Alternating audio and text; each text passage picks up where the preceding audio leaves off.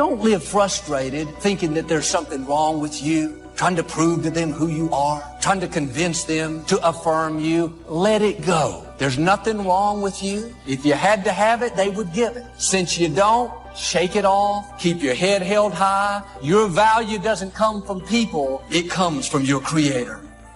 Either you take on the shape of your environment or you resist it and transform by the renewing of your mind.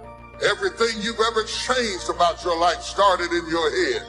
It started in your head. It started in your mind. It started with a decision. It all starts in your mind. What we think is the best many times is far less than what God has in mind.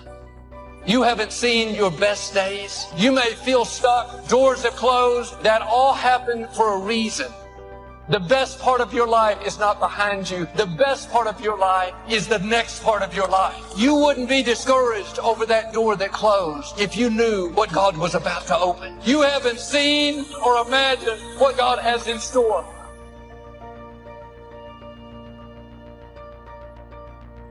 Many people give up on the 1-yard line. See, life is not just that simple. It's not that cut and dry. And that's why most people never realize their personal greatness, because they're casual about life. And when you're casual about life, you will end up a casualty. You can't get out of something that you're not willing to put into it. You have to put your everything, your mind, your energy, your effort, your discipline. Nothing is going to jump out the fire if you don't throw something in there. It's not going to happen. It's a commitment. It's not a feeling. You do it because you're supposed to. Try your best to trust God. Trust God's timing. And when He is sending you bold signs and wonders, use those as confirmation. When God is trying to steer you in a particular direction, it's like little pieces of popcorn down a hallway. And at some point, you're going to get to that whole bucket. Love yourself. Make caring for you the highest priority in your life. Look out for what truly satisfies you. We're not taught to look out for ourselves. We're not taught to take care of ourselves, to become sensitive to our wants, our desires. So make a conscious effort. Make you number one priority. Your health is more important than your family and any and everybody. Because if you don't have your health, you can't serve anybody. Don't neglect yourself. Greatness takes tremendous focus. It takes decisions that you make, and you can't always have everybody approving of what you know you're supposed to do. And the sooner you understand that, the sooner you'll do great in life. You cannot have the approval of everyone and be great. You're always going to live your life at the lowest common denominator of your friends if you don't watch it. When you receive the message, when you receive the confirmations that these people that are around you are sucking you dry. So how could you have any love left inside of your heart to take care of your kids or your family when you got these people around you that are sucking you dry? I got nothing left. I'm going down. I'm melting. So feeling safe and feeling secure is very important to me, and I think it's very important to every single person. I think that God created us to feel safe, secure, confident, and bold. Your soul maybe has it blocked, but God did not create you for fear and worry and insecurity and a lack of confidence and extreme shyness and extreme timidity. You will become whatever you cultivate. Whatever you feed, that's what's going to grow in your life. I'm saved, but I got to change my diet. I'm saved, but I got to change who influences me, who speaks into my life, who feeds my mind, who determines what looks good on me, who determines what I can do and who I am. What's wrong with you is all those people who knew you win, because if they knew you win, they'll hold you to back then. I gotta go.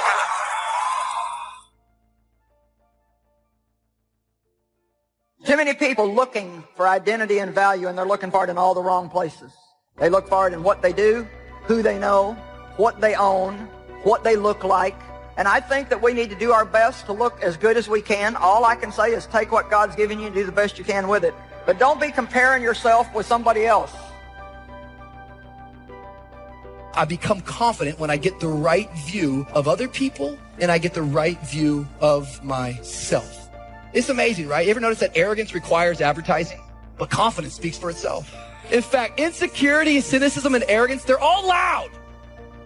But confidence doesn't even have to speak. Because confidence isn't based on your words. Confidence is an action. It's an ability to step into the moment and say, I'm not backing down. I'm not quitting. I got my confidence back and I can fulfill.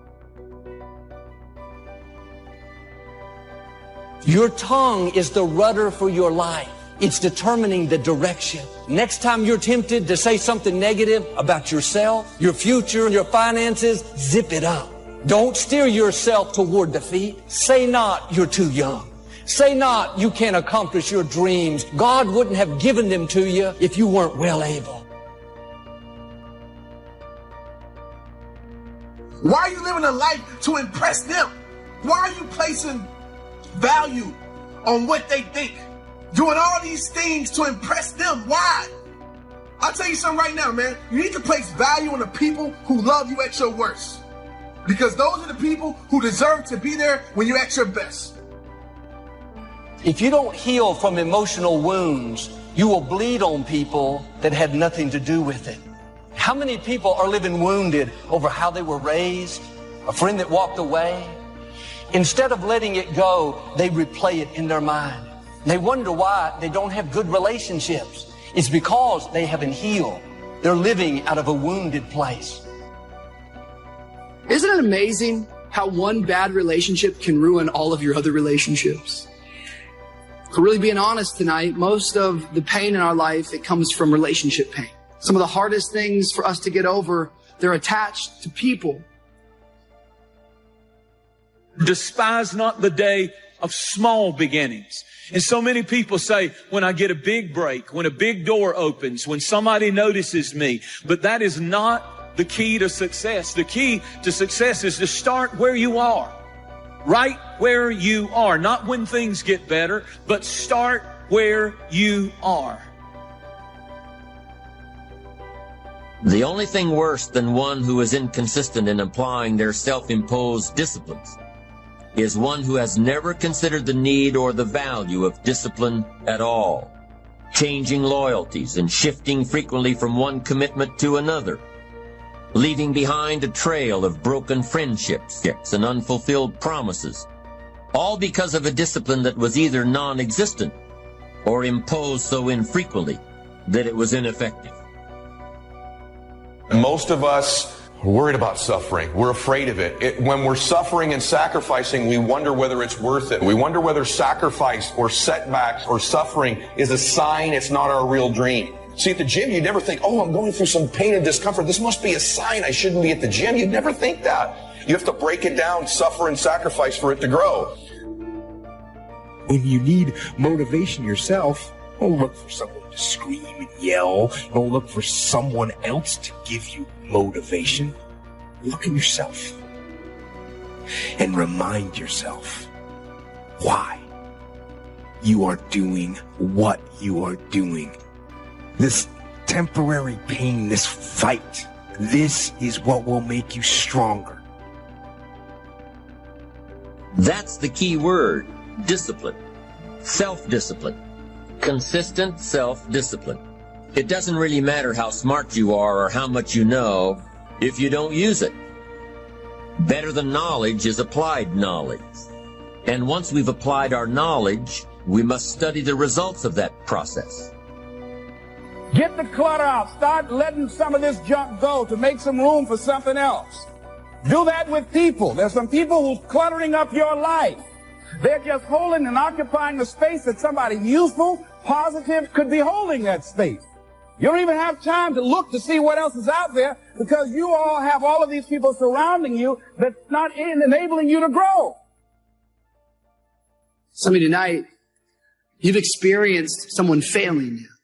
Maybe your mom was never there. Maybe it was a boyfriend who promised you the world but took off. Before you know it, what happens is these failures are holding us back from getting into our future. And these bad relationships are blinding us from all of the good potential relationships.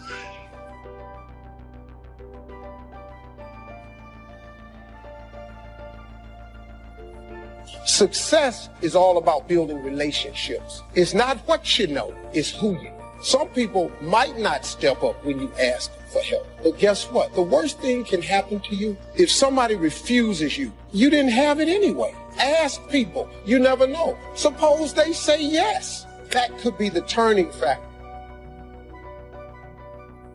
You will travel in the direction of your thinking. If you think down, you will go down. If you think up, you will come up. The way you think about your situation determines your reality. The way you think about your family determines your reality. The way you think about yourself. You're not being hurt by the way people think about you. Many of those people are a reflection of how you think about you. If you think about yourself a certain way, you will attract people who think about you a certain way. And you will expel from your life people who do not line up with how you think about yourself. The mind then becomes the battleground. The mind, Satan is always trying to do battle to take over your mind with warfare. Some of you is fighting your thoughts right now.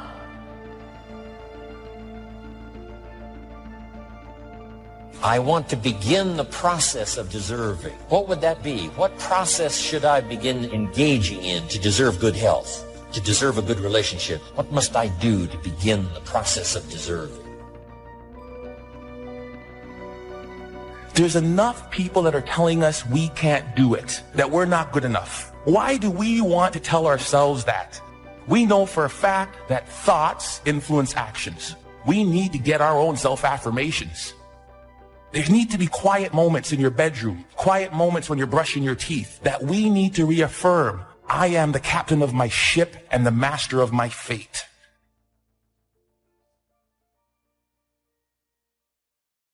If you don't know who you are, you'll discount yourself. Thinking, oh man, I'm ordinary, nothing much to offer, nothing special about me. Now life will try to make you feel like you're anything but amazing.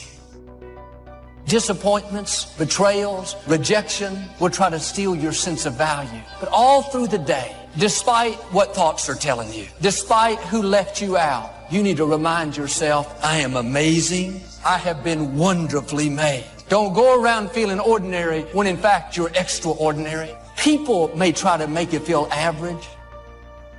You don't have much to offer. Are you going to believe what people say about you or believe what God says about you? You're amazing. Have you ever said that to yourself? It has to start on the inside. If people can understand that as long as they don't forgive, they're poisoning themselves. It's like me being mad at somebody who hurt me that's out having a good time and don't even care that I'm mad. That doesn't hurt them. It's pointless. It's like, okay, you hurt me, but now if I'm going to hate you, then I'm letting you continue to hurt me. And you're controlling my life, and I'm not going to do that. It is your values. It is your ethics. It is how you make choices that get you promoted. It is not your strength. It is not your talent. It is not how you fight. It is not how you draw. It is not your intellectualism. It is your values. So that when you are backed up against the wall and you have to make a decision, true leadership is how you make decisions in the moment. What do you care the most about? Being seen or being connected? Doors of opportunity are open to those who continually knock. So we don't find open doors of opportunity because we need them. We find them because we deserve them. Only those who knock deserve to find an opening. It's as if you search, you will find. Finding is reserved for the searchers because they deserve it. Now, at first they may have needed it, but they now know that just needing it is not sufficient. The reason why you're going to be blessed with good ideas is because you've come searching. And for those who search, they will find answers. To find a good idea, you must go looking if you wish to find. Rarely does a good idea interrupt you. So we get not what we need, but we get what we deserve. It says if you ask, someone has an answer. If you keep asking, the answers belong to you. So we don't get what we need, we get what we deserve.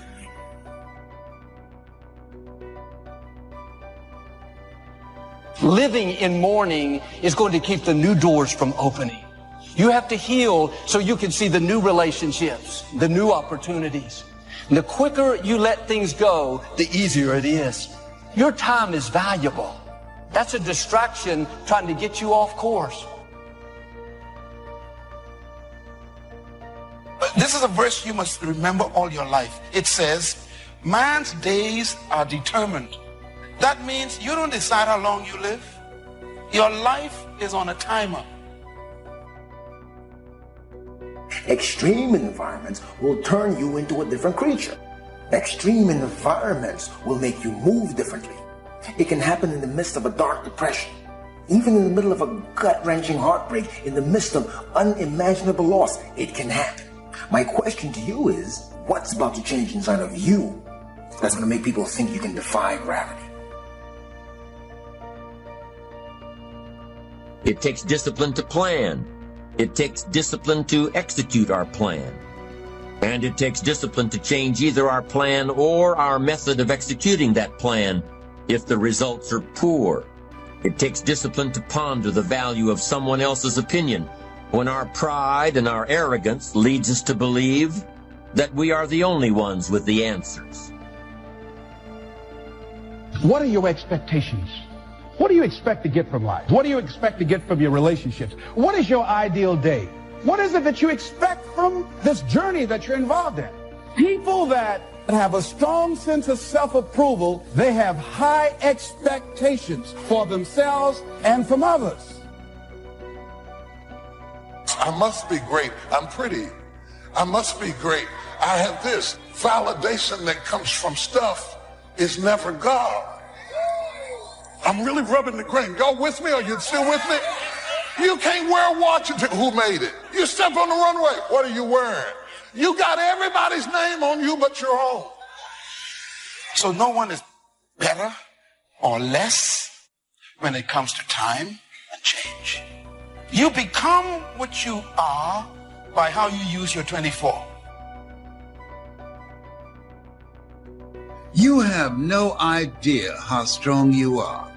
You're not in this thing, life, by yourself. But one of the things that I know about this thing called life, recognize what had happened, the role that I played in it, I had to keep it moving. Got to keep it moving. Each of us must live off the fruit of his thoughts in the future, because what you think today and tomorrow, next month and next year, will mold your life and determine your future. You're guided by your mind. You have built-in greatness. You have built-in power to handle whatever life throws at you. And life is going to be throwing a lot of stuff. Nobody's going to be spared. That's why Viktor Frankl called it unavoidable suffering. But suffering is a choice, because you can suffer or you can choose to do whatever you need to do to overcome whatever you are stuck in right now. Never underestimate the power of influence and associations, and never underestimate the power of your own consistent self-discipline. Sleep late, show up late. Waiting is always easier than acting. Imagine what life would be like if we didn't have to make our bed in the morning. Wouldn't it be fascinating if we didn't have to do these things? What do you suppose would become of us? You're right, not much. One of the great distractions of chasing our dreams is this thing that goes off in our head as we're negotiating the price we're paying. Is it getting too high? Is it too much? And you'll have people in your ear, it's too big a sacrifice. You're going through too much. It distracts all your focus. You can't be executing and negotiating simultaneously. So negotiate it now. Negotiate it with me now. What are you willing to pay? For me, when I'm after something big, as long as it's legal, ethical, and moral, I'll sacrifice everything else. Greatness is not income. On the other hand, poverty is equated to greatness in a lot of people, that if they have nothing, they must be great. And neither one is true. You're not great because you're poor. You're not great because you're rich. Your greatness is not based upon your income. As ye sow, so shall ye reap. Here's the big challenge of life. You can have more than you've got because you can become more than you are. And of course, the other side of the coin reads, unless you change how you are, you'll always have what you got. Success is something you attract, not something you pursue. So instead of going after it, you work on yourself. Personal development. The major key to your better future is you. People have asked me for the last 24 years, how do you develop an above-average income? And the answer is, become an above-average person. Some people want to be successful. They don't even work on their handshake. As easy as that would be to start on. They let it slide. They don't understand. Develop an above-average excitement. Develop an above-average intensity to win. See, that'll change everything.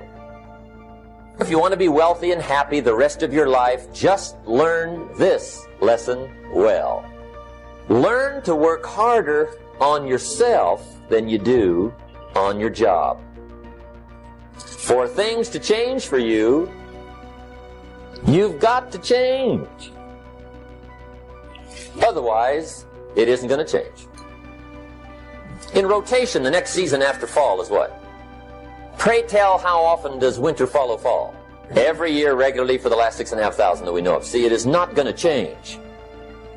Sometimes you can figure it out. Sometimes there's no way to figure it out. Sometimes it sails along. Sometimes it gets in reverse. See, that's not going to change.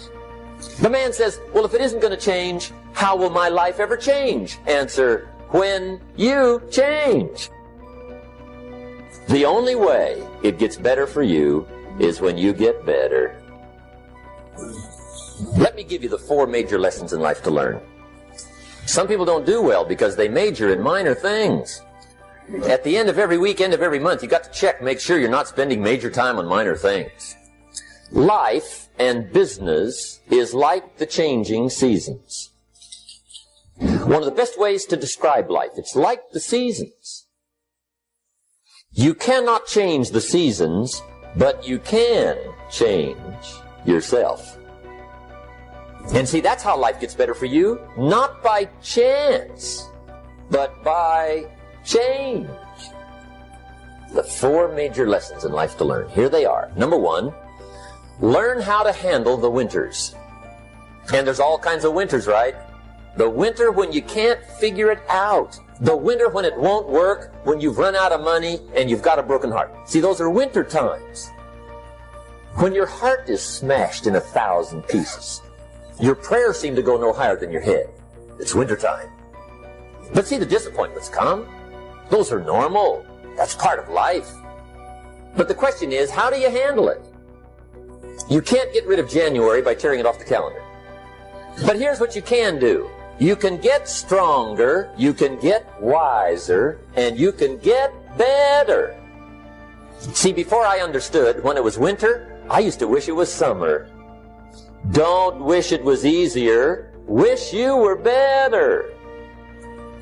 Don't wish for less problems. Wish for more skills. Don't wish for less challenge. Wish for more wisdom. Here's lesson 2. Learn how to take advantage of the spring. See, opportunity always comes. Days follow nights. Isn't that terrific? You must learn to take advantage of the spring. See, just because spring rolls around is no sign you're going to look good come fall. In fact, you have to get good at one of 2 things in life. Planting in the spring or begging in the fall. So you got to read every book you can get your hands on what to do with your springs while they're here. And take advantage, they soon run out. So whatever you're going to do with your life, you got to get at it. Don't just let the springs pass. Learn how to protect your crops all summer. Sure enough, as soon as you've planted your garden in the spring, the busy bugs and the noxious weeds are out to take it. All good will be attacked. Every garden will be invaded. Not to think so is naive. Every garden must be tended all summer. 3rd major lesson. 4th major lesson in life to learn. Learn how to reap in the fall without complaint. Take full responsibility for what happens to you. It's the day you know you've passed from childhood to adulthood. The day you accept full responsibility. I used to have that long list of reasons why I wasn't doing well. You got to explain, right? Otherwise you're going to look bad. I used to blame the government. I used to blame taxes. Look what you got left after they take everything. Prices, that one's easy, right? You walk into the supermarket with $20, come out with a little half bag. I blamed the traffic. I used to blame my car. I blame my negative relatives. They were always putting me down. That's a pretty good list for not doing well, isn't it? I'll never forget one day. Mr. Schoaf was very kind, but he was also very blunt. One day, with sort of a curious look on his face, he said, "Jim, just out of curiosity, tell me, how come you haven't done well up until now?" I thought, well, so I won't look too bad, I'll go through my list. And he was very patient. When I finished, he looked my list over very carefully. He said, "Mr. Rohn, big problem with your list. You ain't on it."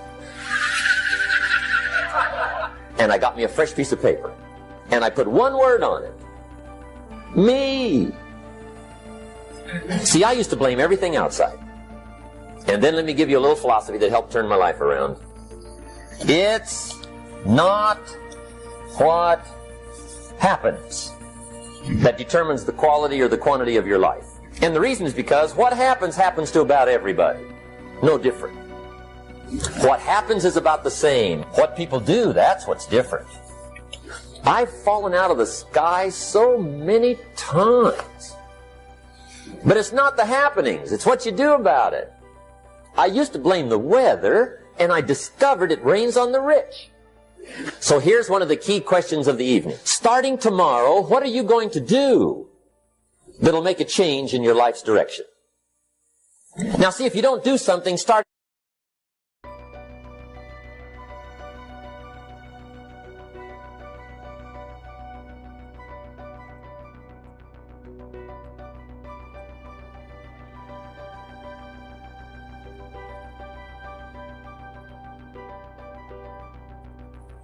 Tomorrow that'll make a difference, guess what?